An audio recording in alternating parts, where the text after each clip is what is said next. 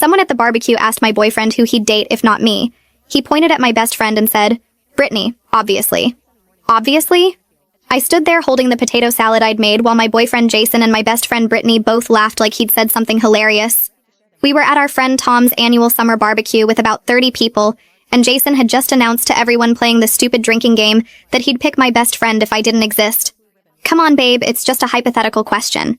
Jason took another swig of his beer while Brittany tucked her hair behind her ear, the way she always did when she was pleased about something.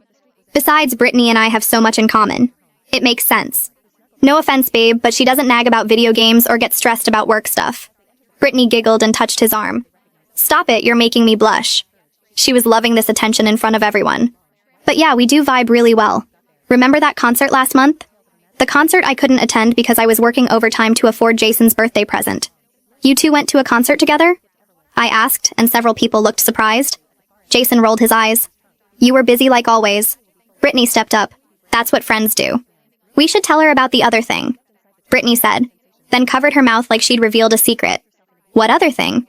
I set down the potato salad because my hands were shaking. Jason waved his hand dismissive. Brittany's been helping me apartment hunt. You know, for when we move in together. We'd never discussed moving in together. We're moving in together? Jason laughed. Not we. Me and my future roommates. Brittany found this sick 3-bedroom near her place. Near her place.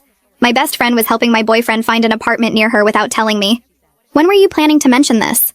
Brittany jumped in defensive. He needs his space. You're always suffocating him with your need to know everything. She said this in front of everyone like it was common knowledge. That's rich coming from someone who texts him more than I do. The words came out before I could stop them. Jason's friend Alex laughed.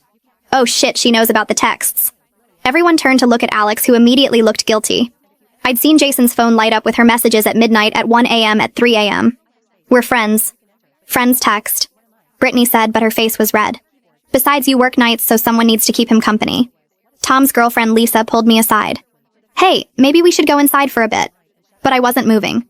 No, I want to hear more about how my boyfriend and best friend would be perfect together. Jason stood up annoyed. See, this is why I said Brittany. She doesn't make everything a drama. He walked over to the cooler for another beer. You're exhausting sometimes. Brittany's just easier. Brittany nodded, supportive. You do tend to overthink things. Like when you got upset about me borrowing your dress without asking. The dress she'd worn to Jason's cousin's wedding that I wasn't invited to, because they only had one extra spot.